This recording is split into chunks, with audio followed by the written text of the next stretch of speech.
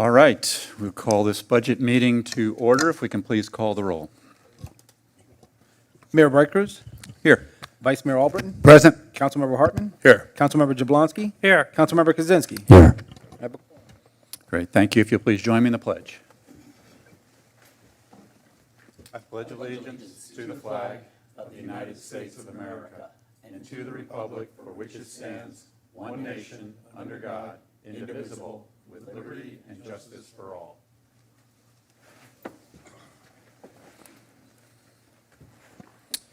All right, welcome to the budget meeting. Newell.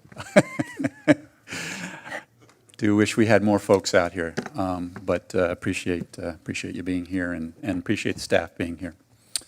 Andy, you have kind of want to kick us off? I do. Thank you, Mayor. Good evening, Mayor and Council. I just want to welcome you to the next step in the annual budget process. Last month, we set our preliminary rates to meet our trim requirements.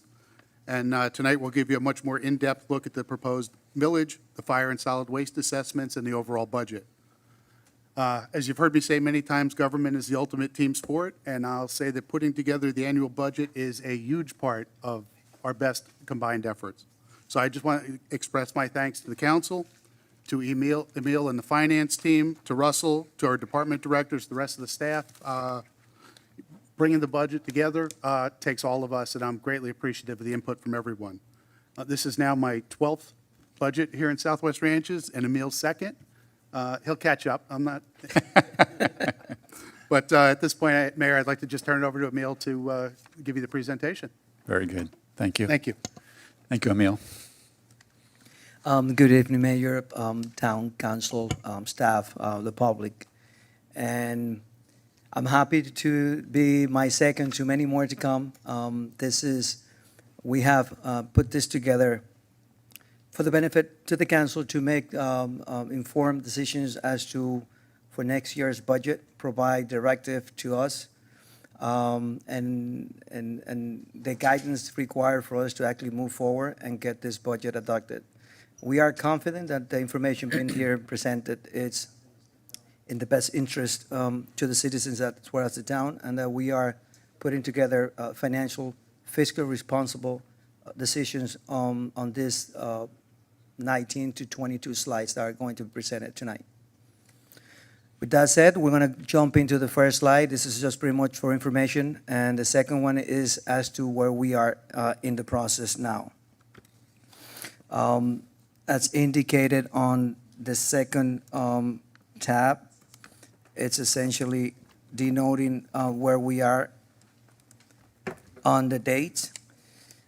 This is on Tuesday, August 25th. On Thursday, September 14th, is going to be our first public hearing, where we're going to be hearing the tentative first millage and budget adoption, and the fire and solid waste final assessment adoption.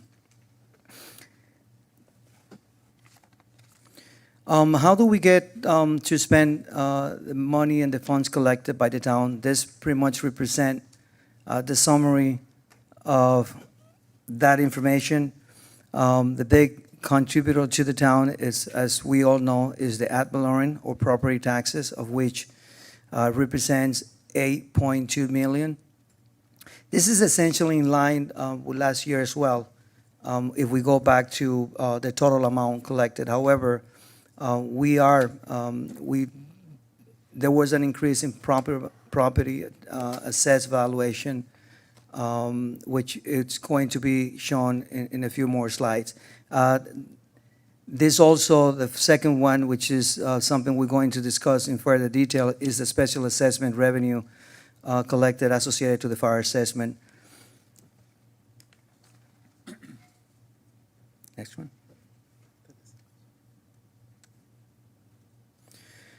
And how do we spend those funds? Again, the previous slide represent the funds collected, and this is how we go about spending it.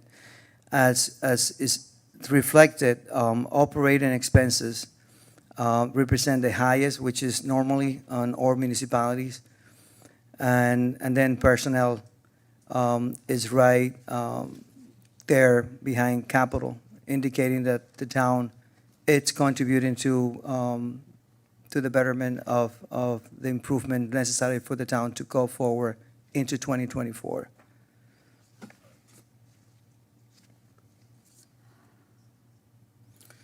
This is a summary as we go into detail as we go into the three different portions of the budget, which is the millage rate, the fire assessment, and the solid waste assessment. Here, we are presenting an unchanged. This is essentially in line with what was the preliminary back on July 27. Last year, we decreased the millage from 4.25 to 3.90.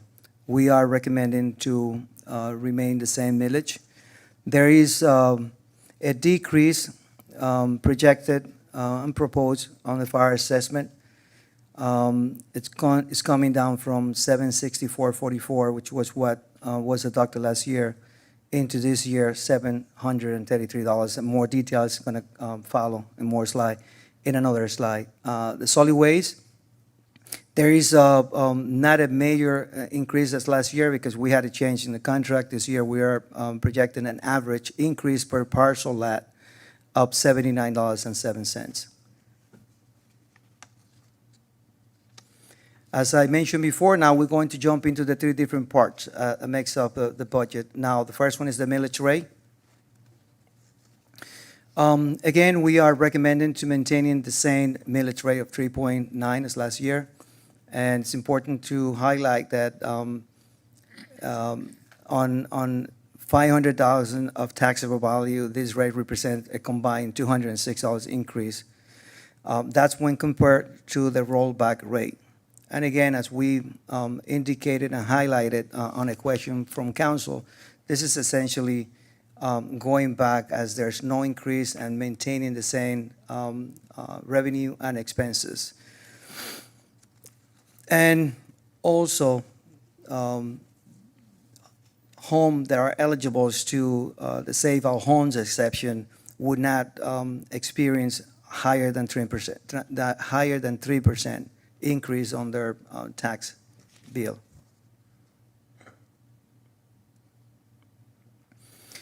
How are we able to propose no increase, even though there is some recession? Some economists actually forecast there is a possibility of a recession in 2024. You can actually handpick the experts from Bank of America and JP Morgan. Some actually have a slight percentage probability. Others say it's going to be by second. So taking a fiscally responsible way, we are comfortable and confident that maintaining the same millage rate at 3.90 would allow the town to continue with the services, quality services being provided, and at the same time maintaining council directive going forward for capital and operational expenditures.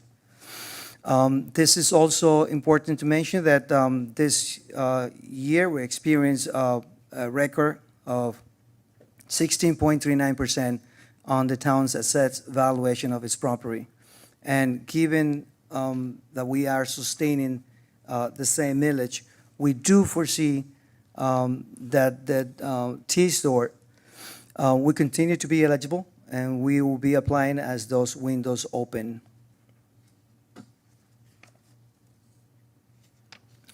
Where do we stand based on the 31 municipalities in Broward County? Well, we are the third lowest. That's going back to last year. We were fourth, and now we're in third, and that's even though we're maintaining the same millage rate, we're still coming down to the third place. And that follows up the list of the municipalities and their ranking on their millage rate. We're going to further, answer any questions at the end of the presentation. So we're going to continue with the remaining two portions of the proposed budget. The second one is the fire assessment. Again, it's permitted per Florida statute. There's some regulations actually that requires us to continue with this methodology. And based on this year's exceptions, we do project 14 homestead properties for which are permanent service-connected disabled veterans, and those will be impacted by 10,621, of which the town is actually absorbing that. It's not being passed on to the citizens, and it's just something that the town will be actually taking the hit for, so to speak. And also, there is the agriculture exception. The impact is going to be 94,726. Again, that's another aspect of for which the town would actually be absorbing that within the general fund, no impact to the citizen. Next one. What's the impact to the town? Now we get to the detail of how we come about to that. We are projecting, when we came into the preliminary hearing in July 27, we proposed at $758 projected increase on the fire assessment. After completing and adopting the fire contract and reviewing those new numbers, we have been able to now propose a lower fire assessment from $754 to $733. It's important to mention also that the council subsidy, which was adopted into last year's budget, continues through year 2025 at the rate of $502,832. On the acreage, we do expect a decrease from the previous year of $39.94. And the combined residential, there is a slightly increase, combined non-residential, there is a slightly increase of 0.63 per square foot. This is the historical comparison as to where we were 4 years ago and where do we expect us to be next year. As you see, given the approach taken by council in fiscal year 2023, we were able to bring that fire assessment from $888 to the $764 and continue with that trend. We have been able to keep it not only at that same rate, but a little lower this year at $733. The same thing could be set on the acreage, which is the line on the graph below. Okay, so I'm going to take some time to go over this here now. This is what's going to be probably taking us some questions as we finish this presentation.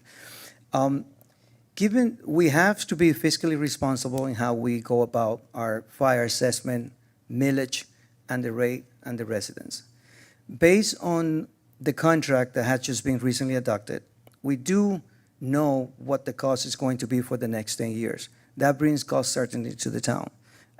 That said, at the same time, it brings the possibility for us to be able to coordinate and approach significant impacts to the town going forward. That said, we have been able to look into the millage. We do have been able to look further into the operational expenses of the town for the next 5 years. And as always has been my recommendation to do not use savings or reserve for operating expenses. We have been able to identify that there is a one cost increase that's going to be impacting that contract in year 2027 of $1.4 million. I'm actually rounding that up. It's 1.391. With that in mind, and looking into the future and how much revenue and expenses, and being fiscally responsible on the operational side, which is what we have control. How much money can we spend? We have control of that. On the revenue, there's projections that could happen. We can actually be over and under, trying to be as conservative as possible. With that taken into consideration, we have been able to look into those numbers. And the fact that the contract we have proposed and presented to council on preliminary in July 27 was at a higher amount of 7.8. And now the contract adopted and signed was for 7.5 for fiscal year 25. That reduction allowed us to come up with this calculation going forward for this year and going forward. How do we make that going forward? Well, basically, we look at what our expenses are now, what our revenue are now, and we do a projection, very conservative projection of that, in such a way that we do not foresee or expect our property taxes to continue to go at the same rate every year, 16, 14 in 22, 15 in 20, in 23, and I'm sorry, and 16 in 23 now. So taking that approach, we have been able to feel comfortable and confident that we can sustain that additional $350,000 that we are proposing as a contingency for that one-time cost that is expected in 2027. How do we do that?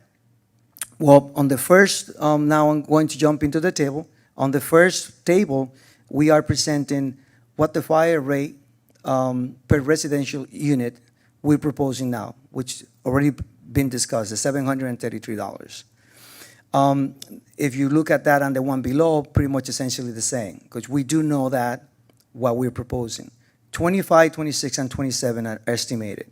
It's important to highlight the fact, what do we mean by estimated? Well, very simple. If the cost that we have for the volunteer, as well as for the contract, remains constant, we have been able to then make that determination, being conservative again, and if there is a variation, it shouldn't be that significant if this estimate stand. Looking at those numbers then now, we estimated how much would the fire rate per resident unit bid in fiscal year 25, 26, and 27. Again, there's some intangibles taken into consideration here, so don't hold me 100% on the estimate, but these are very reasonable that I can actually show and justify if further detail is required. So taking that into consideration now, we come up with an estimate of the fire assessment rate for fiscal year 25 of $789, $906.26 in 26, and $1,049.30 in 27. That's where the big one cost is $1.4 million we'll be expecting, and there's no change of that. That's going to happen in 27, regardless of what any actions is taken here. So with that in mind, the second row delineates the year-over-year increase.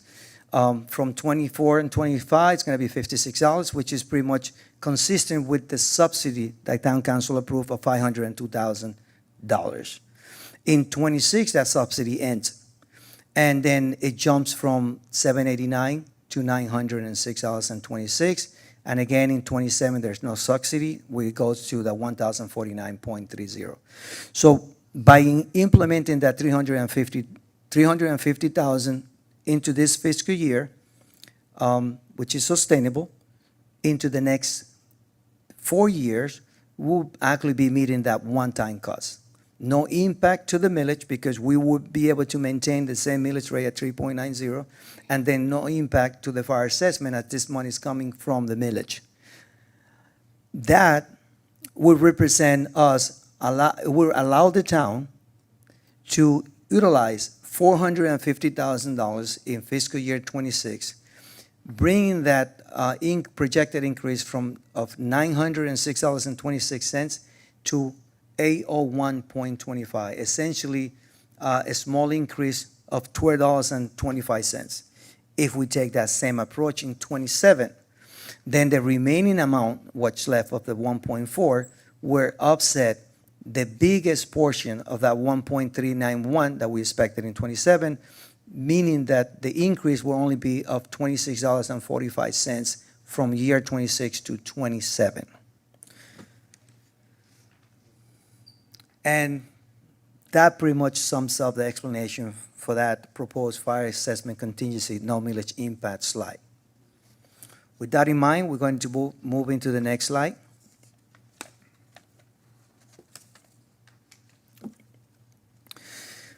Here, what we pretty much is just providing some substance to what other municipalities do on the fire assessment.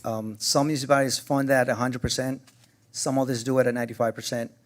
And this is pretty much providing that language, so we understand what others, as well as us, do in this matter. We do not subsidize the fire protection costs, with the exception, again, to that subsidy that the town council approved for fiscal year 2023. The last portion of it, it's just another highlight of what just previously mentioned, that during the preliminary fire rate, we proposed a 758.63, and now we are bringing that further down by an additional $25.63 to the $733. Next one. Where does the town rank? There's no hiding here. It's ranked 24 out of 24. Why is only 24, not 31? Not every municipality actually assessment to the residents. So in order to provide context to the public, town council, and everyone watching, we provided the next slide. Here, we're looking at what is the fire and police cost per capita.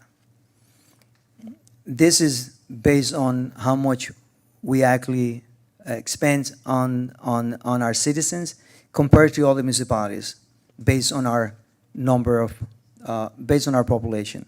Here, we rank 18. Last year, we were ranked 22. So but the approach the council is taking, it has not only maintained that per capita cost, but it has brought it down compared to other municipalities. Now we jump up into the final assessment, which is the solid waste.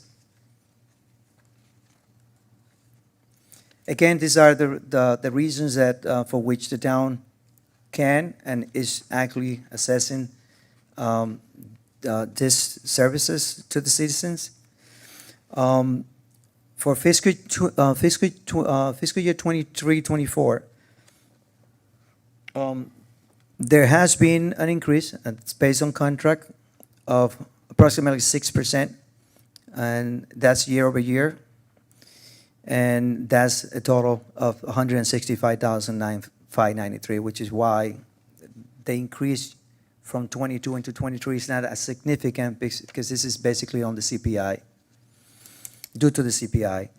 And the last portion, it's again another, just as the fire assessment per council directed, those who has been exempted, permanent service connected disabled veterans actually do exempt themselves 50% of that cost. That's approximately about $9,000 this year, of which the general fund absorbed that, does not pass on to the citizens. This is just a small detail as to how we get to that amount. The solid waste cost per unit increase, it's $14.04, or 2.6% compared to last year. So it's coming from $540.53 to $554.57. The bulk weight cost per unit increase, it's the average, as there's different tiers of parcel lots. That average is of $65.03 per parcel lot, which represent about 10.67% compared to the previous year. And this is the bulk waste tier that I just referred to on the previous slide.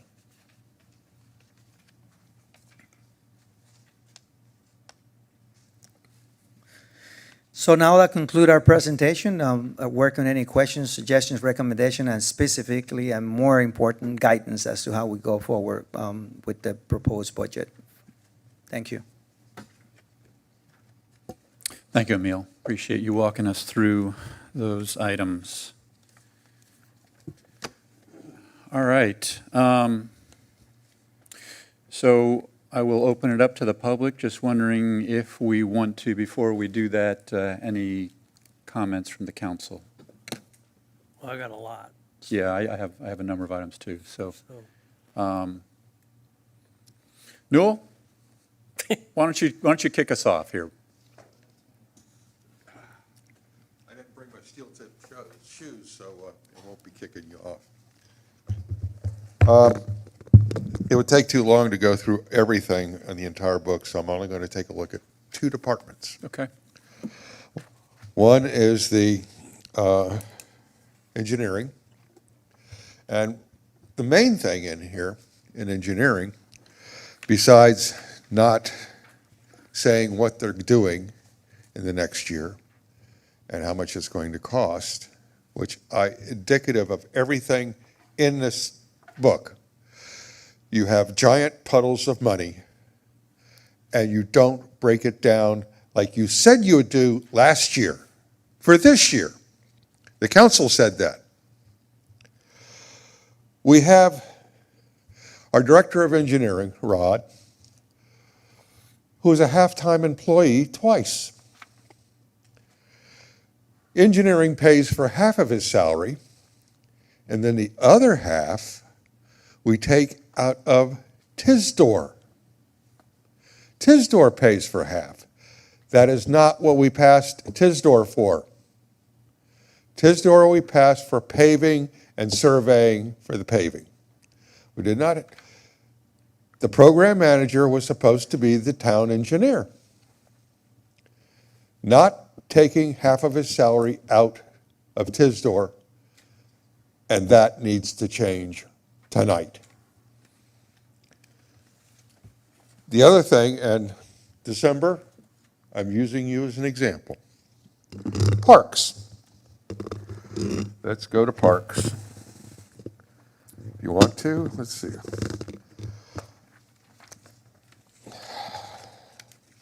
First of all, I'd like an explanation of how from 2021 to 2024, parks doubled in cost. I think I understand why, but I'd like to hear Emil and everyone explain that. Can I continue? Yeah, please. Okay. Down here on ground maintenance, parks, 46040. We got 228,000 change. That is 156,000 more than 2021. How are we doing this, and where is that? How did we get to here? 48110, promotional activities. We're going from 12,700 this year, actual. The budget last year was 17,415 to 25,601. But if you go down to the very last line, 48110, hire due to farmers market year-round event, $12,867. That's over $1,000 a month we're paying to have the farmers market there. And the person that we're having do it rents the booths, and we don't see any income off of that. We don't. So we pay, he gets. Doesn't cut for me, especially since he wanted to go year-round. So I understand where the 12,000 is going, but I don't think that is right. Plus, we've got this giant puddle of money for ground maintenance, and we have a couple of deductions this year that's coming up.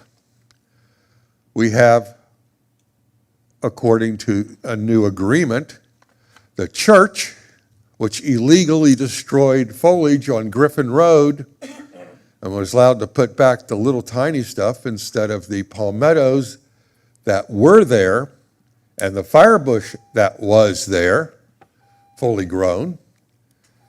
They are to maintain it in front of their church from now on. Plus, Akia, is that the name of it? Akai. Akai, okay. I'll get it once, maybe in 5 or 6 years, I'll get that right. That's all right. Akai. By agreement with the county, has taken over maintenance from Bonaventure Boulevard west on their property. Now, that's a reduction in maintenance, and we pay by linear foot to the maintenance company. Where is that respectfully in this contract, this budget, the reduction? Also, we have the, where is it? Oh, the promotional activities. We have the one promotional activity that's mentioned, which is the farmer's market. What about the other promotional activities that our town indulges in that are supposed to be here? Such as the swap meet that's supposed to take place, the food trucks, which is a cost also to the town, somewhat. What is all of this? And the horse show, which is a fairly good size account.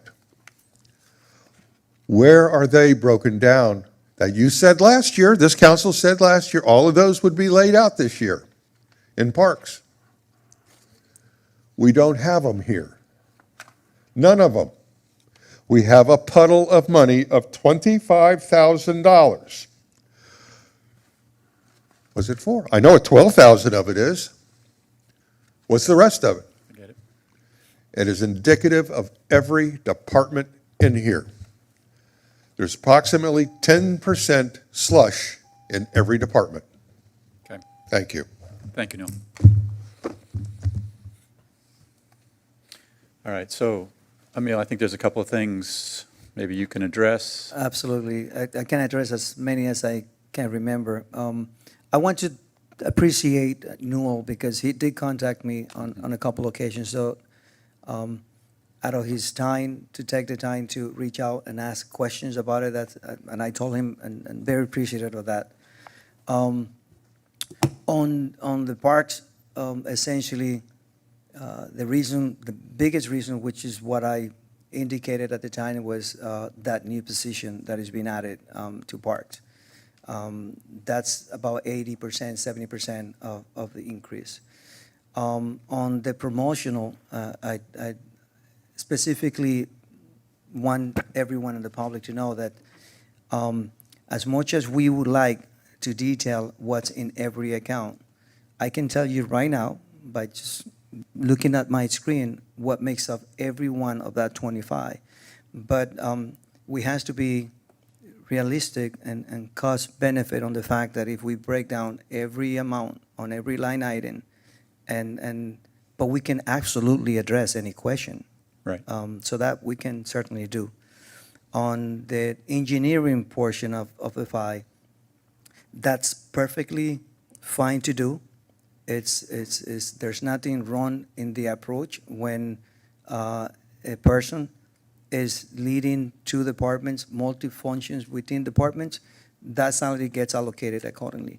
To the fact that TSDOR money is being used for that, not likely. The transportation is not self-sufficient. So the general fund does fund that department with a substantial amount. As a matter of fact, now I can share that amount just for informational purposes.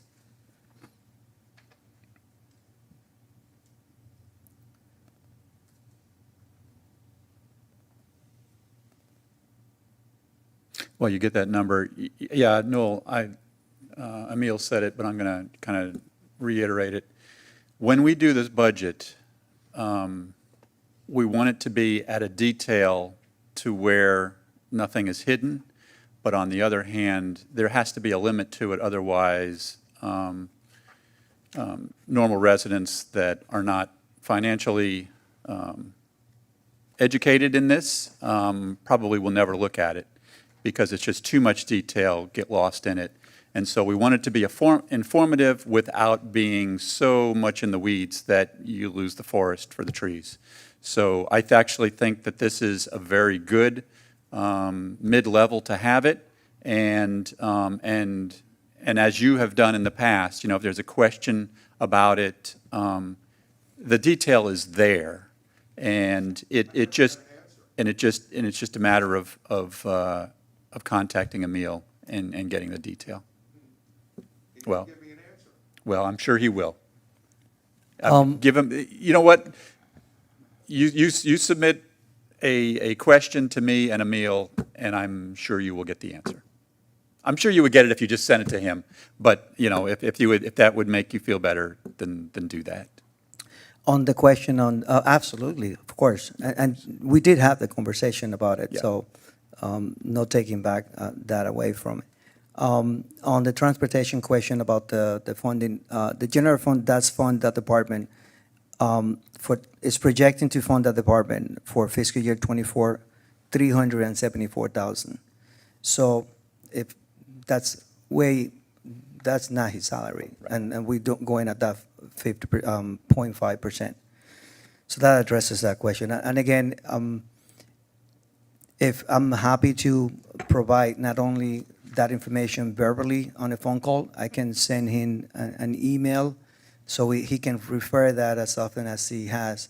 If he wants, should bring it in any future meeting, but no question whatsoever. I think putting it down on paper and giving it to him is Yeah. more. Absolutely, that's perfectly fine. We can do that. Great. All right. Gary, can I ask you to dive in first? Okay. Sacrificial lamb, here we There you go.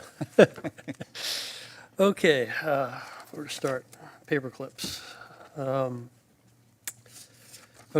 one of the first items I think I would like to see, this is all subject to negotiation, and I would like to see, is the project for the flashing speed signs. What page are you on?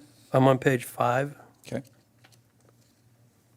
very beginning. It shows the funded items. Halfway down, project name, flashing speed sign, there's 12 of them for $66,000. I would like to see that, that's a millage item. I'd like to see that removed from that and paid out of the forfeiture fund where there's no millage impact. We have more than $400,000 in that fund, and I think that would be a good use of the money. Okay.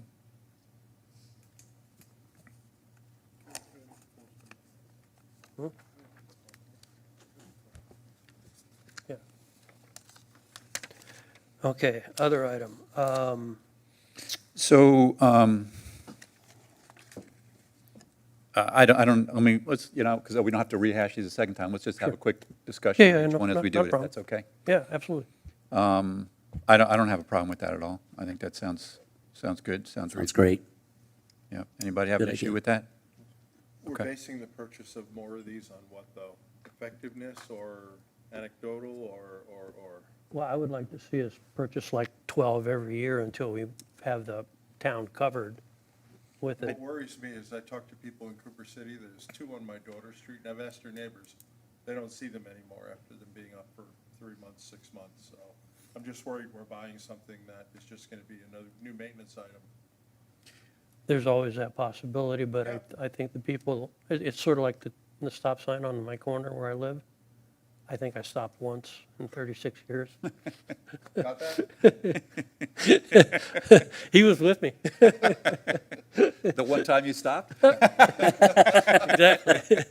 No, but, yeah, I'm just but worried about the I effectiveness. see that, but I watched the street trailers Yeah. moving around, and about 50% of the people see it, you see the brake lights flash, that they're slowing down. Right. And I'd like to put them in the proper areas, not on every street, obviously, because some streets they're not needed, Right. and some streets are private. We have 61 miles or 67 miles private streets that we can't put it on. Right. But I could see, like, I'd like to put 2 on 178th, one facing north, one facing south, and I think that would help slow down the traffic. It's not going to cure it, it's only going to help it. Right. you know. They have measurement capabilities as well, right? Yes. Yes, all of them. Maybe we come up with some metrics to show that these things are making a difference before we spend money next year. I'm not saying this year. I don't know how you would measure that because it gives you the average speed, but it doesn't tell you if they're slowing down. I don't know what metrics it provides, so. Yeah, you'd Well, have to see like like to that's know that's that, what I yeah. was told when we Okay, went with the first one, is it gives us the traffic counts and it gives us high speed, low speed, average speed, Right. you know, that sort of thing. So that's what we're looking for, you know, we have that at, I just don't want Phone to app. keep throwing money at it if it's not, particularly since they have an annual cost for maintenance, things break, all sorts of things, so. yeah, they run off of solar power and so there's no electrical, they're Right, freestanding. right. And everywhere I go, I see them now all over the place. When I was on vacation up northwest, they were on every other street. So apparently they're working for somebody. Maybe it's only the yeah. people that are selling. I do think they're a lot more effective for visitors, and especially on through streets where people may not live there and drive by it every day. They come by, 3 or 4 days a week. I think it's a lot more effective. But I do feel very comfortable that it's one more tool, with traffic being one of the biggest issues we have in town. It's certainly not it's certainly a tool I would want to employ. Who in the Mayor- administration is going to own that? Say it again, please. Who in the administration is going to own this device? Who will be maintaining it, repairing it, installing them? It's all Rod? I would think I it guess would it be. would fall under engineering. Andy, could you add some thought to It'd that? be General Services, Public Works. Okay. I'll talk to them because, I'd Okay. like to understand the numbers that it produced. Maybe we can get some information out of it. Yeah, but I think, you're putting them on Sterling Road. We have, most of our streets are 25 miles an hour. Yeah, I mean, to me, Sterling, you got really knocked Volunteer, down. Dykes, Right. 170, You know, 172nd. You look at 178. 186th and 185th, we got Yeah, one. yeah. You actually need 4. You need 2 going each way on 185th and 2 going each way on 186. Yeah. Rolling Oaks has 1 main drag, and it's just, Two. at the midpoint. Yeah, Sterling Road might require 4. right. Mustang Trail, I know, you talk to the guys in the drainage committee meetings and stuff like that, they want one on their street, Norris Yeah, Way. yeah. It's just another tool in the toolbox that can help us. And from a cost standpoint, 12 of them for 66,000, Yeah, it's not a lot of money Right. for what you're getting back, Yeah. in my opinion. well, compared to what it would cost for an extra officer or something like that. Well, the first thing I brought up when we first started looking at this, I was talking to Davie police officers, and I said, the only trouble is, after 6 months, people are just going to kind of ignore it that live there and stuff like that. And the officer who has since retired, I can't remember his name right now, but he retired a while back. The first thing out of his lips was, he said, yes, and you put one Davie police car underneath that, and you suddenly, everybody Everybody suddenly notices it again. pays attention to everything that's flashing. Right, right. So. Right, okay, so Mayor? the recommendation Mayor? is to move that out, yeah. Yeah, just real quick, Bob. I've had 2 requests put in, and 2 times they've come to the 166 and put up radar on a pole, a fixed radar, which does what I understand what these signs now do, record the speed, the time, how many cars, a whole bunch of data that's required. And then they look at that data and see if it's worth sending an officer out or if it's just the neighbors saying that people are speeding and they're not. So with these signs, if we recorded that data and give that to the police department, like you said, that'd give them an ideal place to sit with the radar guns to see, to recoup them, whatever little bit we get back from traffic tickets they get. But I think they're a great idea. Yeah, but it's worth the research. Yeah. Yeah. All right, so the proposal was to move this out of millage and fund it out of that forfeiture fund. Is there any concern with that? Seeing none, I think we're good there. Okay, that was one item. And this I just want to mention, this is a non-funded, it's on the next page on 6. We talked about putting outdoor lighting at the park, the barn.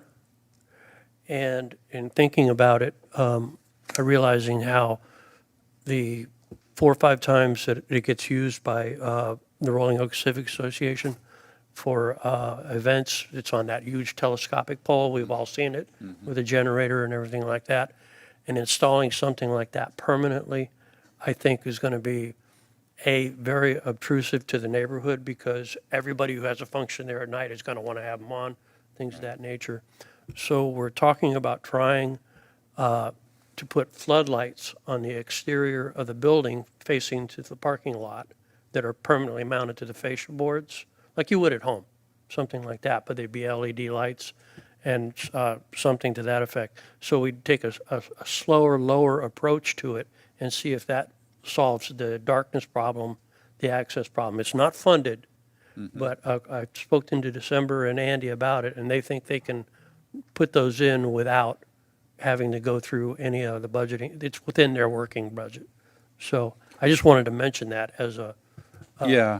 I'm trying to get rid of the telescopic thing because I think it's going to be not good for the rest of the neighborhood around the barn, and to move to this. I would This just work. caution that putting it on the fascia facing out, a Yeah. lot of times can be a lot more annoying and obtrusive than facing down. So I would just be, I guess what I would say is this, is I think we have some exemptions when we do these things where, because it's a town facility, we don't have to adhere to the dark skies ordinance. I would say we need to adhere to the dark sky ordinance when we put these in.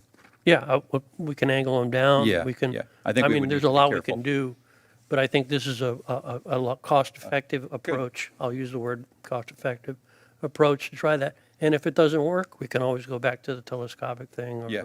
or, something, and take them down or something to that effect. So is there any budget change with that? No. Okay. I'm just bringing that up as a Okay. point for everybody to consider. Are you talking about motion sensors? So when No. people- No. No, So these would somebody'd be, have to you'd flip physically a turn switch. this on. You have to flip a switch to turn them on. Motion sensors would defeat the purpose of it, with the owls flying around and everything else Okay. we got going on. All right. Where this is, if we have an event, we flip them on and we flip them off, when it's time. So it's more of an FYI. Yep. Is what I'm bringing to you guys right now, so everybody doesn't go, wow, when did we get that? So now you know. Yep. Hopefully it'll be in the near future. The next item I had to do with the surface material replenishment at the parks. The Country Estates was included in that in terms of the tot lots, the 3 tot lots that we have. There's, it's funded in the budget for Country Estates for $17,850. That should be taken out. Hey, Gary, what page are you on? Huh? What page? What? What page? What page? Oh, sorry, 98? Oh,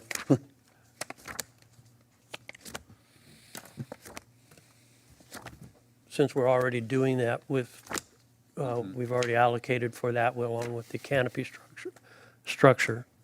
Right. That should be removed from the millage side, as far as that goes. Okay.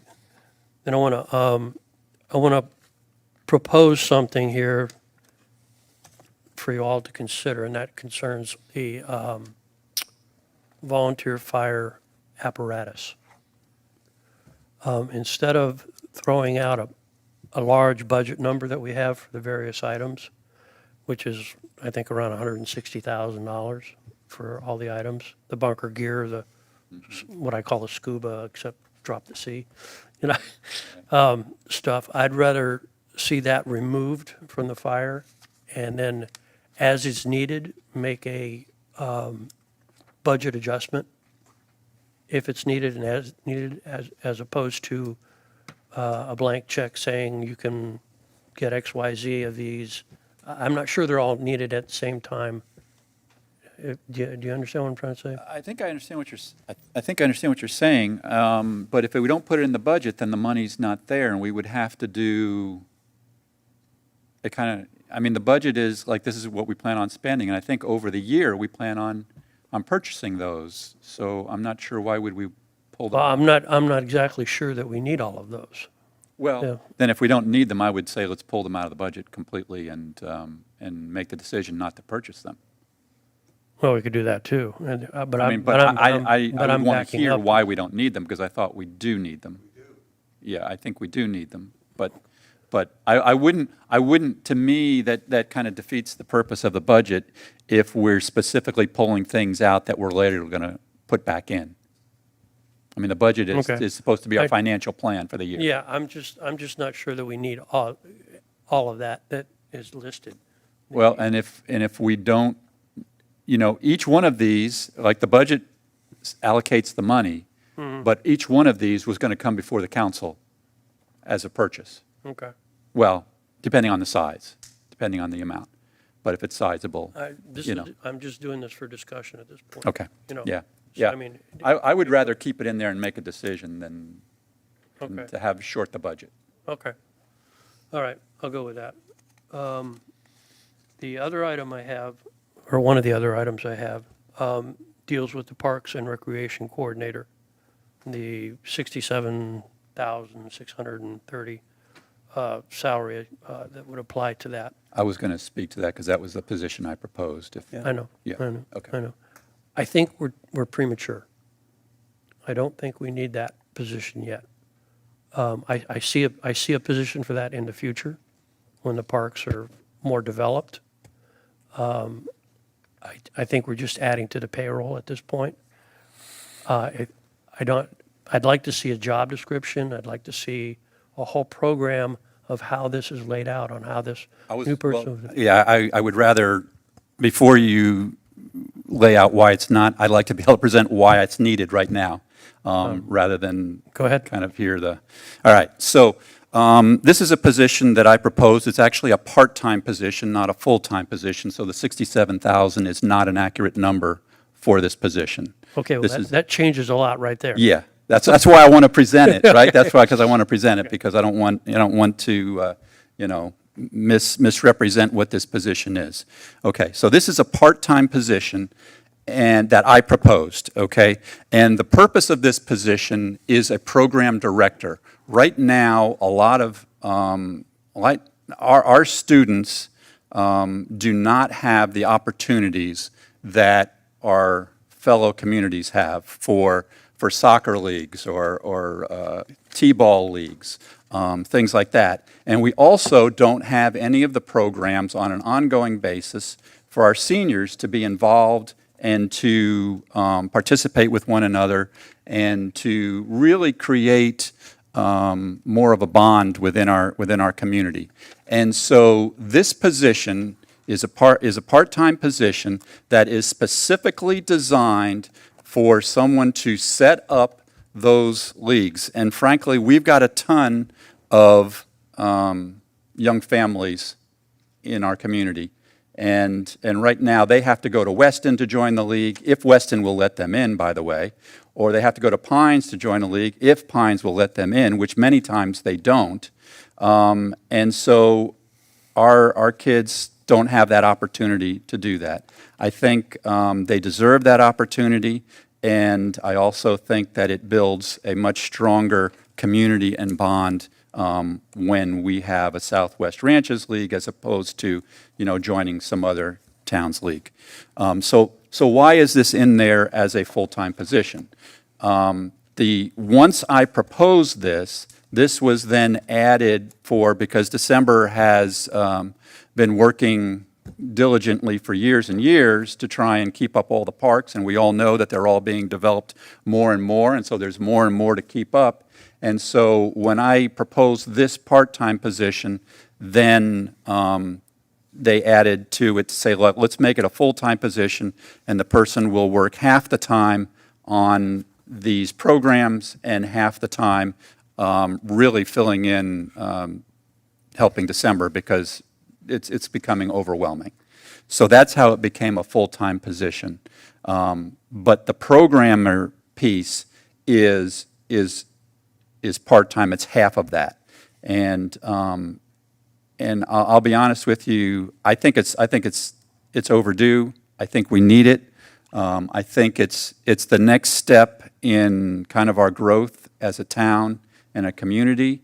I've been thrilled to see things like the farmers market, how it's brought our community together, and we've been able to do things from a more community standpoint and see people and kind of get to know our neighbors better. So that's the background on it, and that's kind of where it came from. Sounds great on paper. To your point, definitely we need a job description, and I made that exact same point to Andy that we need the job description for it. And I want to be clear when we interview for this person that we understand that this person has that specific background.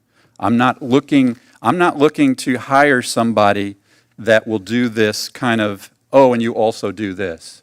No, this is their primary responsibility. This is what they need to do. This is the job description that they have. This is what they're going to be interviewed for when they come in here. This is what their credentials are going to be compared against, and this is the job that I expect them to do. And if we're not willing to do that, well, then I don't support the position. But I think the town will benefit greatly from that position at this point. Okay, well, I look forward to seeing the preliminary paperwork and all of that prior to the hiring, so that we have a concrete plan put in place, not just somebody added to the payroll, I couldn't agree more. that And if it's not there, Gary, I'm with you 100% that I don't want to I don't want to make the hire. yeah, my own personal feeling, I understand what you're saying, but my own personal feeling is I think we're premature on that until we get more of the parks developed, and moving along on that. Okay. And I'm not taking anything away from December. She does a great job. Yep. We all know that.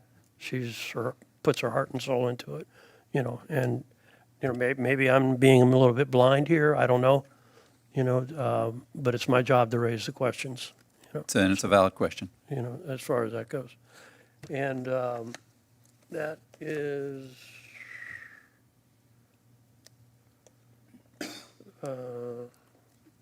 that's basically all I have at this point. I'll Okay. have more later on probably. Good. Great. Thanks, Gary. Who'd like to go next?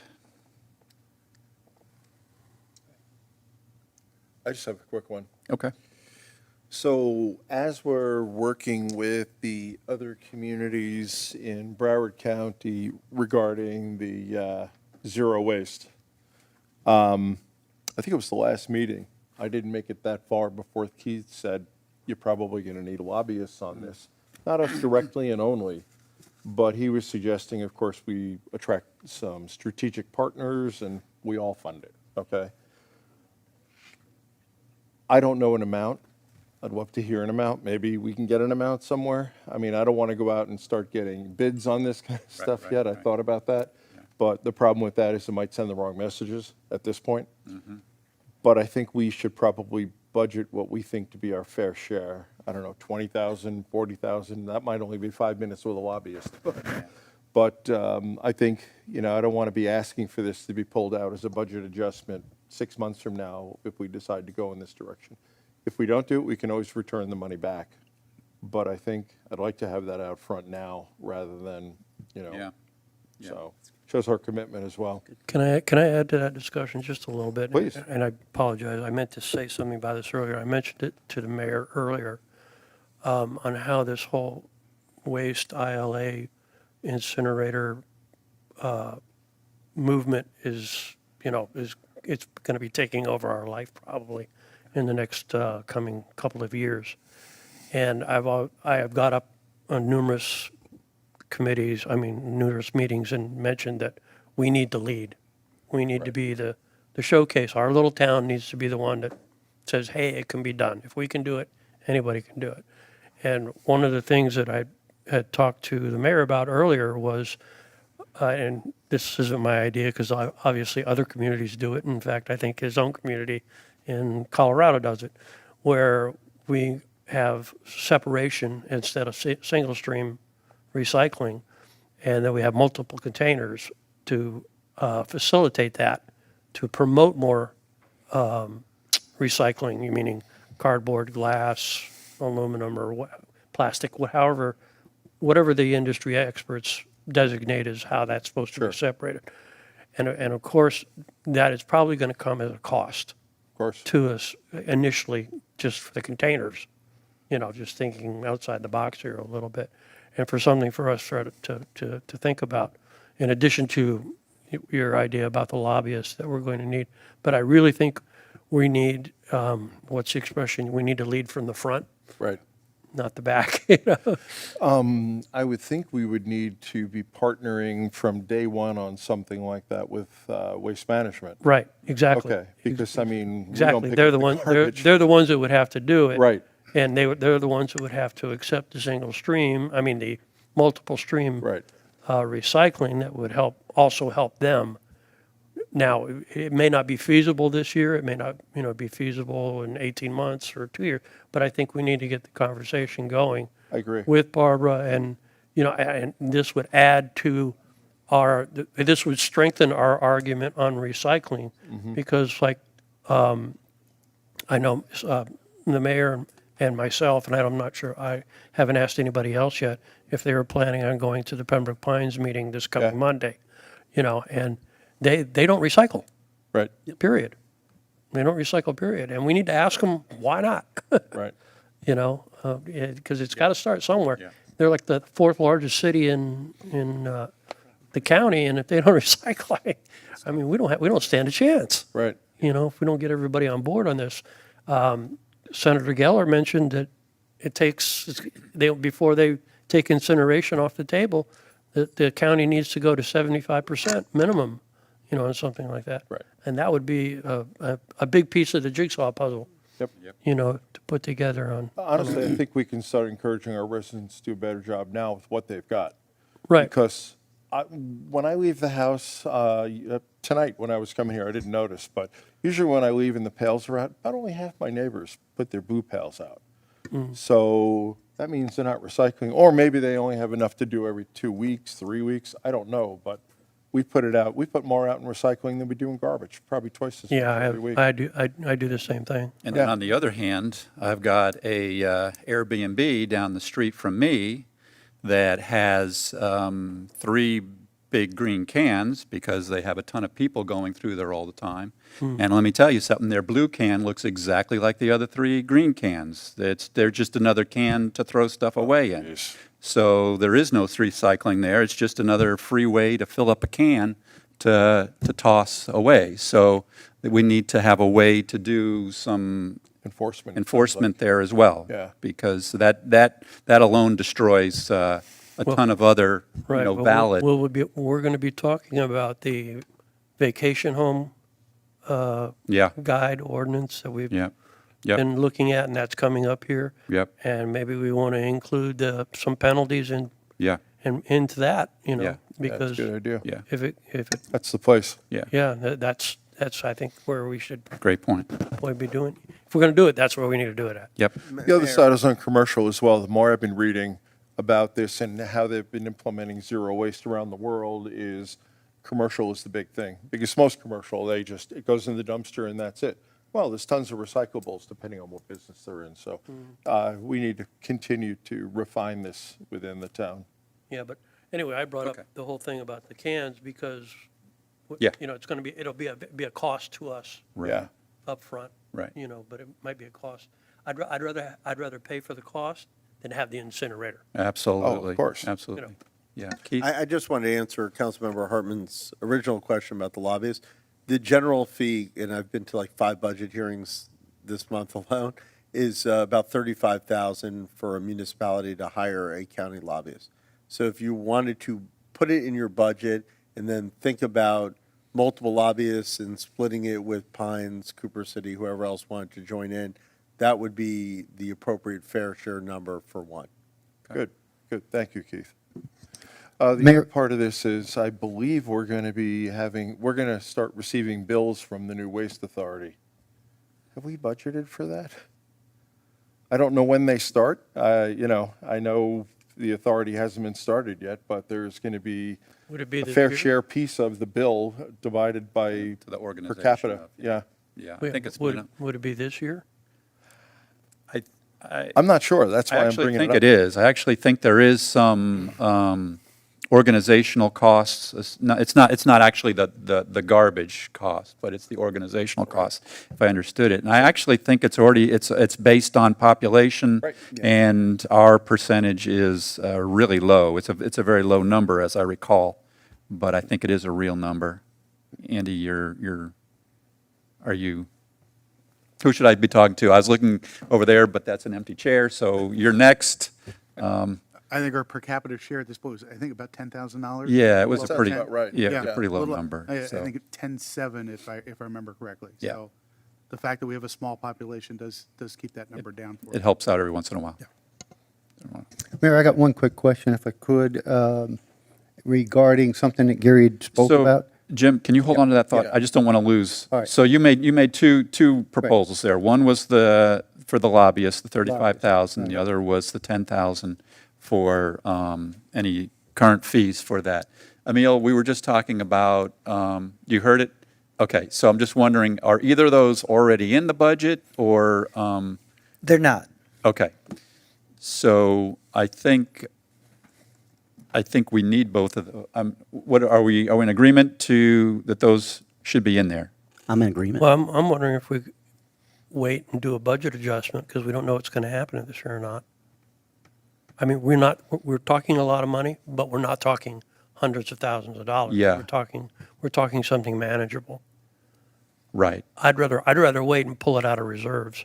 So how about this? How about if we put the 10,000 in there because we know that's coming, but hold off on the lobbyist because that's a good decision to Well, be do made? we know the 10,000 is coming? Yeah, it's already Yeah. Yeah. Yeah. Oh, It's a okay. set. That's our dues for Voted this for it. year. Yeah, We voted for it. yeah, I probably wasn't paying attention. yeah, But, yeah, yeah, we can do that. I mean, we've already plucked right, over 100,000 out, yeah, you know. great. Good. So, Yeah, I talked to Emil about this, and he didn't seem to have a problem. It's just when, now or later. And I think the 10,000 makes sense now. So Yeah. it's a known, where the Yeah. other one is. Emil, are you good with that? You understand what we're saying there? Yes, we do. Okay. All right, good, thank you. Sorry, Jim. No, that's fine. I just wanted to bring up something that Gary spoke about. Yeah, I have one quick question. The bunker gear at 160,000, do we know what the usable life of that gear is? Is it every 2 years, 3 years? I don't remember last year, but how often would we have to buy something like that? I think And it's like around 8 years. oh, really? Is it? Yeah, I think it's 8 to 10 years. Yeah. Yeah. O- They don't okay. keep, But you see it every year because we're not buying the whole set at once. We do like a third right. over 3 years. But it's not, we're not replacing the same equipment. It takes three, rather than spending, I'm just making up numbers. Right. Rather than spending $30,000 in 1 year, we're spending $10,000 in 3 years in a row to break it into smaller chunks. Right. Well, it'd be 3 times 160,000. Yeah, that's what I I mean. know. I wasn't. But, right, Yeah. right. So the gear that they have, what happens to the old gear? Do they just throw it out? I mean, do you know any idea as to what happens to it? I or- think they do some sort of a donation, but it's Good. pretty worthless. Is it? Yeah. Yeah. They use it up. I mean, I've Plus- had this conversation with Lee a couple of Right. times because we do seem to spend money on it. Right. And it wears out. It gets damaged over time. It's no good after 10 years. We tend to use it longer than its natural life. So by the time we get done with it, it's, Rags. So what happens in the future, 3, 4 years down the road? Is that still going to be something if, I think the new contract may change that. yeah, I mean, that's definitely something we need to start considering now, going forward with any of these purchases, is what's the useful life of the equipment. Right, Yep. right, for the new contract that yeah. All right, thank you. David, Very good. Nope, you're good? I'm good. Maybe you could mention that. All right, let me go through a few things that I wanted to touch on. We've already touched on some of them. I wanted to get the kind of the temperature from the council on, I'm a little hesitant to drop down the fire fee knowing that it's going to bounce much higher in the coming years. And so I was thinking that it might be wiser just to do it flat, keep it the same this year as it was last year, and keep a little bit more of that money in reserves, not spend the full $502,000 or whatever it was to subsidize it this year, save that for future years to kind of ease into it even more than it was before. But, you know, I'm not. What are we talking about? So we're talking about, rather than going, you know, like, we're at 764.44. We were talking about going to like 733 with that subsidy, basically paying down that amount.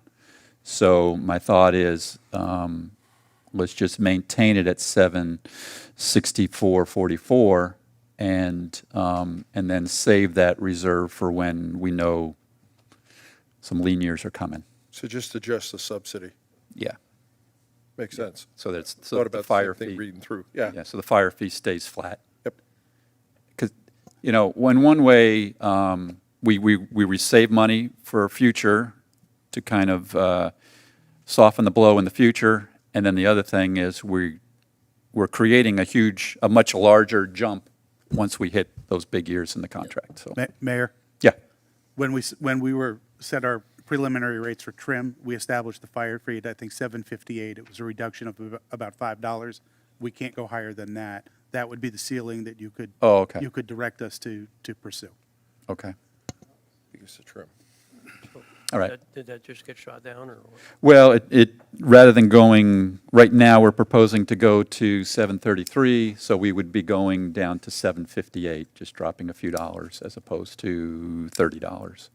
So we would still be able to save some reserves for future years when we know we're going to have a big Okay. jump. Yeah,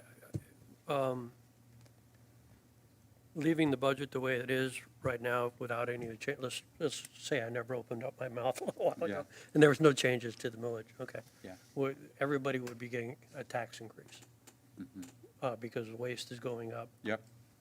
a very small decrease in fire, and then the millage, even though the 3.9, it would be the same as last year, it's still up 60 some odd dollars. So Right. you're looking at a, $180, $200 increase. I'm trying to figure out how to get that, Yeah. so there's no increase, going down. Now, it'll be interesting to see what the new numbers would be after, that Emil comes up with after all of this conversation is over. I think that, in my mind, that should predicate what you're saying. I don't disagree with what you're saying, but I think that should predicate it, that we should need to keep the tax rate to the residents flat all the way across the board, including the assessments, So you're looking actually for the millage rate to go down? slightly. Yeah, I mean, very slightly. By pulling those items out of the millage that we did, it drops it Yeah, no, I fractionally. follow what you're saying, yeah. Fractionally, but it'll take up the waste difference, Yep, that, and possibly the fire difference. okay, you all know, right. for some- Let's see how that plays out. That's my thinking at this point, is to keep it at a level ground, but it's something we can live with instead of, Yeah, going up. Because, we are going to get hit with the big numbers in a couple of, Yeah. we're planning for it. yeah, and that's kind of what, I see both sides. I Yeah. see both sides. So that's kind of where I'm Yeah, at. I mean, we've always tried to minimize any increase and decrease where we can, and that's always been good. I guess my difference this year is I know that trains are coming down the track. Right. we know. And I'm and it's gonna, going to affect not budgeting- only the fire side, but the millage side too, because it's the police and the rescue piece is a big chunk of it too. So, I'm concerned about the big jumps that are going to be coming in the future, and if we can Well, we're soften planning those. for it now with the 350 we're setting aside for the big hit. Yep, that certainly is a big part of it. Yeah, and that's for 4 years. I mean, that's, 1.4 million, that's That's nothing that sneezes at, you know. No, no, I get it. I mean, I it's get it. good. I mean, I it's get it. good. It's good that we're doing it, Yeah, you know, and stuff like that. And if we can add to that, I don't have a problem with it, but I don't want to increase, you know, no, I see exactly where I get your point. It makes a ton of sense. yeah, okay. I'll be quiet. Yeah, no, it makes a ton of sense. I get it. I brought it up because, you know, it was something that I was thinking about, and this is our time to talk about it. So I just wanted to bring it out. I wanted to talk about Tisdor for a little bit. So I noticed there's $295,000 in the budget for Tisdor. And I am concerned that we have become dependent upon getting external money for Tisdor to do what Tisdor needs to do. And which is great when we can get it, but we have now paved a good portion of the town, but there's still more than half the town that needs to be paved. And I'm concerned that I'm seeing this number get really small. And our roads are still deteriorating. You know, we said we weren't going to go below 450,000, and that here we are at 295. And what about those residents that haven't had their road paved yet? Yep. You know, we can't leave them hanging out there just because we're not getting external money. That wasn't the original part, and frankly, that was a concern. I wasn't on the council at the time, but that was a major concern of mine when I saw Tisdor was no longer part of the millage, because I knew it would be very, very difficult to put it back in there again. And yet here we are this year, where we're not covering our 450, which, by the way, with inflation and everything, that was like over 10 years ago we started that. 450 doesn't really cut it anymore. And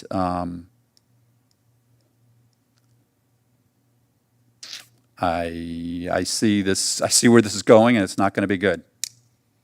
So, Are you proposing a millage increase?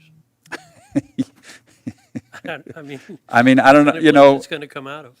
Yes, it is where it's going to come out of. It is where it's going to come out of. Unless there's other places we can cut to put it in there. We're talking about, you know, about $155,000. So I think it needs to be in there, to be honest with you. Take it out of forfeiture. You know, it may be something that we need to take out of there. But I don't think that we can I don't think we can cut it back. I think we've made a commitment to the residents of this town that this is a project that's going to go on year after year. And we can't say that just because you happen to be lucky enough to be one of the first roads, you got nice new roads, and that if you didn't, well, sorry, we're not sure when we're going to get to you. I don't think that's an option. It's not fair. Yeah. So So- you want to bring it up from 285 to 450? is what Yeah. you're saying. Yeah, I think 450 is the minimum, so that's where I would So say. that's what, 160? Yeah, I think we're at 295 right now. No, but I mean, We're- the difference. Yeah, so it would be 155,000. The forfeiture account has, last I heard, which was this morning, had 438,000, something to that effect, Right. of which about 80,000 is allocated to the park, the tot lot, that has not been spent yet. And then we Okay. just pushed another 66,000 into that. So we still have plenty of money, not plenty of money. We have But, yeah, we have money that can available cover it. that can cover the 155 that we can put into the Tisdor account, out of that account, if we decide to go that route. Yeah. Without increasing the millage. Right, which I would 100% support that. I don't I mean, think- that seems like a I great don't way. think it's a bad idea, because Yeah. it's just sitting there, Right, you know. right. Does that seem reasonable? Yeah, Mayor, I do have a question. If we're going to use that forfeiture fund at a rate of 155,000, take out of it to help, you know, supplement the 295, we have this Tisdor project going on year after year, and that year after year, it's 450,000. What happens in 2 or 3 years when we run out of the forfeiture money? or will that forfeiture money always be at 400 or 500,000? I mean, Yeah, I mean, fortunately, we only do this 1 year at a time, you know? We don't know we don't know the good years or the lean years that are ahead of us, so we're going to have to make a plan as we go along, as we've done in the past. But yeah, it's a valid point. that was a great study that they did for us on the roads and how they need to be maintained. Even though you've got your new roads now, 15, 20 years from now, they're not going to be your new roads again. So, Right. you know, I mean, Correct. this is a real problem. Like you said, you shouldn't leave the residents, you know, We can't. without, right, We can't. right. Otherwise, we're just going to have dirt roads. I mean, and, That's right. yeah. And we all know that the more they deteriorate, the more expensive it is to do the job. Absolutely. So we're actually getting past the worst of the roads, so this is no time to kind of let up. Well, we have the opportunity now. I think we need to, I think Take we'd be advantage of it. foolish not to take advantage of it, Right. you know, as Right. far as, it's just sitting there. Good. know. Awesome. So I appreciate that. The program director we talked about. Okay.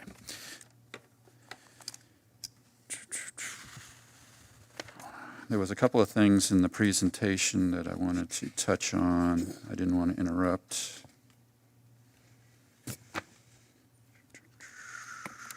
That one's already answered. Actually, I think they may have already been answered. You don't want a new chair? Oh, I did want to make the point, Emil, you made it, but I just wanted to reinforce it. A couple of other items were already answered, but this one here on page 18 of our handout that was there, where it talks about the per capita cost for police and fire. And this is something that, I'll be honest with you, I am super proud of for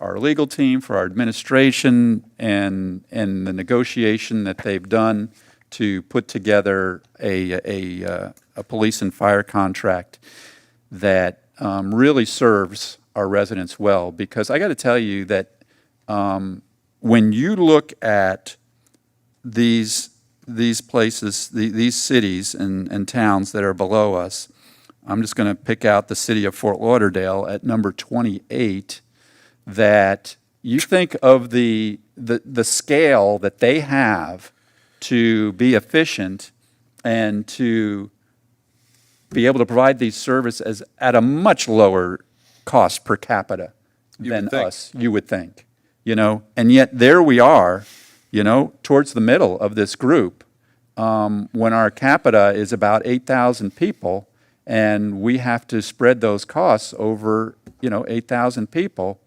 I think this is pretty darn amazing, to be honest with you. And I think it's a real credit to the administration and legal for the negotiation on these contracts and the execution of these contracts. And frankly, I will, you know, I said it, I was happy to say it when Mayor Paul was right here last week, but I think we have excellent service. I think the men and women of Davie that serve our community are the best in the county, and I'm thrilled with them. And so I appreciate this graph and what it points out. Yeah, Andy? Yeah, Mayor, I thought it was very interesting that we came in actually slightly under Davie. Yeah. But competitive with. Yeah, which sure. I think illustrates the fairness of the contract. Eggs does, And yeah. I'm glad Mayor Paul wasn't Yeah. here tonight to hear that we actually Right. came in per capita less than them. We're about $90 bucks a year cheaper. Yeah, so great job. You know, I know that that's a big, when we look at our budget, that number is a huge number. That contract that we signed last week for that is literally the largest contract, operational contract this town has ever signed in its whole history. So it's a huge number, but we can't lose sight of the fact that it's being operated in a very efficient manner that is very beneficial to our residents. I just wonder how Fort Lauderdale spends $277. I don't even want to know. Huge. I don't even want to. Amazing. Right. So that wraps up my comments. Any other comments? All right. Somebody did stop by my seat here a couple of minutes ago and suggested we may want to do the lobbying now so that we can get the benefit of knowing what's going on, because no information's coming out. I mean, Keith, you typically manage these things, so perhaps you can expound. Yeah, I just want to mention it. You have no one on your staff who is at every county commission meeting, who is reviewing every county commission agenda, who's attending the workshops, where these decisions are being made and discussed without our knowledge at all. It would be highly advantageous of the municipality to put on the street to see if we can hire a sole topic lobbyist, meaning that you're not looking for all Broward County lobbying services, you're just looking on this one issue, so that when an item comes up on an agenda, that they can call you immediately and say, it's being discussed, I'll attend the meeting, I'll give you notes of what's occurring, or if you want to occur, come. Right now, you don't have it. I just don't want to leave this meeting with anyone having the false, sense that the municipality is monitoring every meeting at the county. It's nothing that Andy could even assign staff for, and I certainly can't do it. I'm at a lot of county meetings, but you're talking reading every agenda and every single, workshop that they have to see where it's discussed, and even their working groups. They have meetings within their meetings of not just county commissioners, but of open to the public staff meetings where these things are discussed. Right. So I just feel that knowing how important this issue is to the community, that you may want to consider budgeting for it, not saying that you're spending it now, but at least budgeting for it and having it there if you need to pull the trigger sooner than later. And then one other thing I want to mention on top of that, and I just want to make sure that it was known, although you are adding more money to your TISDOR, you're not saying that that money is 100% going to be spent. Because if you do get grant money to fill in what you would have spent, you would just roll that money to the next year. It would roll to next, yeah, but it would be allocated for it, so it would Correct. not be spent this year, but it would roll to the next. So I was just answering Councilmember Albritton's question of what's going to happen in the future. Well, hopefully you'd have grant, and then the money would keep rolling within that line item. I just wanted to mention that. Yeah. So those were the only 2 points I had. Right. Gary, I don't know if you have any thoughts on that 45 for the lobby, 35, sorry, for the lobbyist. No, I think it's something that we need to do starting now. Okay. The only thing I could add to it would be, and I'm not sure how you would structure it, Keith would know this probably better than I is a per hourly thing, or is this a flat rate salary, or, something like that, It's a monthly stipend? fee, flat rate, that is terminable at any time. So if the county came back to you 6 months from now and said, we're not We're not going doing this there, anymore, yeah. it's over. All right, does that make sense? We add that in? I agree. Yeah, okay. So let's make sure that gets included as well. All right, what else?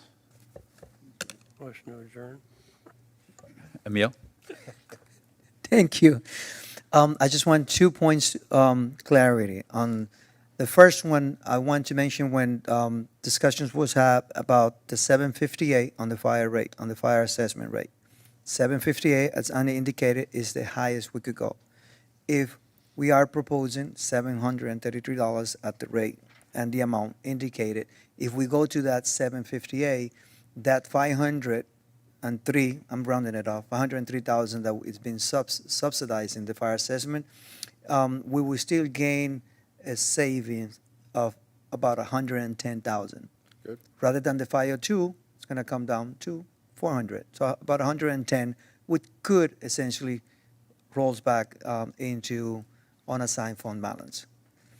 And So what you're saying is that wouldn't really, okay, yeah, it wouldn't affect millage or anything, but it would It just would roll the not. fund balance, yeah. it would roll into fund balance as a savings because But- we Yeah, but, It wouldn't offset the millage piece, right. yeah. So it based on council directed, the directions provided to us and we follow. And that, and then on the second point that was brought up about utilizing forfeiture fund, I call it unassigned fund balance, but forfeiture funds. Essentially, it's if we remove the 80,000 that was referred to by Councilmember Gary and the 155, we would roughly have about 159 left. That's included, plus the 66. That's it. We'll have about 159 left. We could go back and use that 155 from those funds, and then because always my recommendation, never use savings for operating operations, ongoing operations. So in this case, what we will have to do is next year, as Keith mentioned, we will reassess during the budget process where we are, if would the millage at that point in time actually be able to sustain that 455, rather than having to go back and pull from saving ongoing operations. Just those 2 points. Right. David has a question. David? Regarding a lobbyist, is it possible you can pull that money out of forfeiture?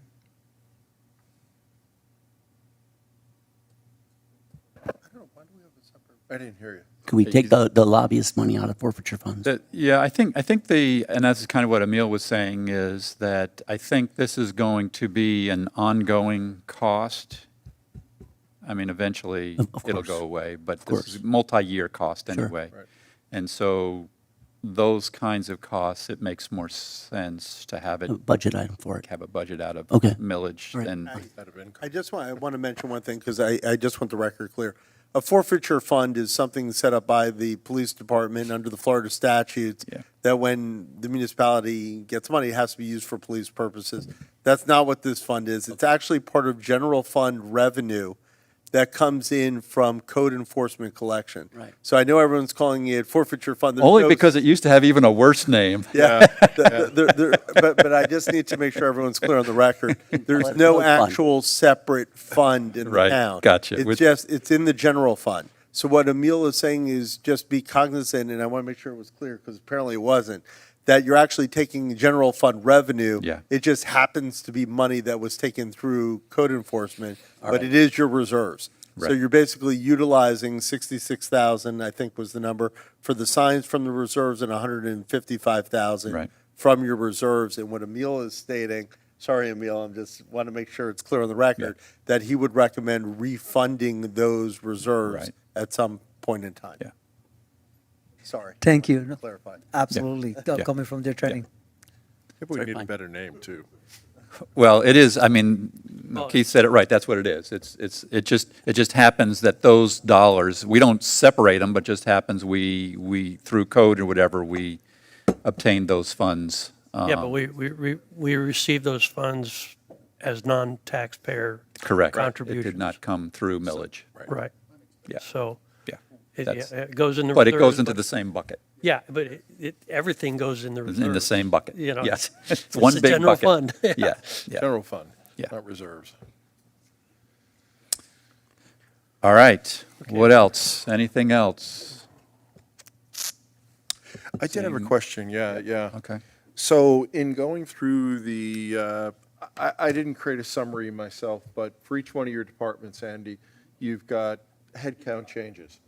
And most of them are just, we're changing roles, we're not adding new people. I think you're moving them from one side to the other.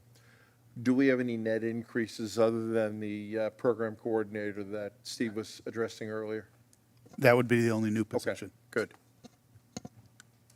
Thank you. That's all I had, Steve. Okay. Last call. Anybody else? All right, Gary, I think you're up. Motion to adjourn. Thank you. Thank you all for coming out. Thanks. Thank you, folks.